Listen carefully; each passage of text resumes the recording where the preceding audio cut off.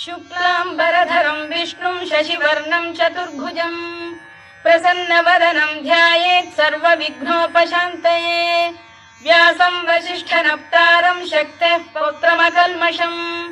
पराशरात्मजं वन्दे शुकतातं तपोनिधिं व्यासाय विष्णुरूपाय व्यासरूपाय विष्णवे नमो वै ब्रह्मनिधये वासिष्ठाय नमो नमः अविकाराय शुद्धाय नित्याय परमात्मने सदैकरूपरूपाय विष्णवे सर्वजिष्णवे यस्य स्मरणमात्रेण जन्म संसारबन्धनात् विमुच्यते नमस्तस्मै विष्णवे प्रभविष्णवे ॐ नमो विष्णवे प्रभविष्णवे श्रीवैशम्पायन उवाच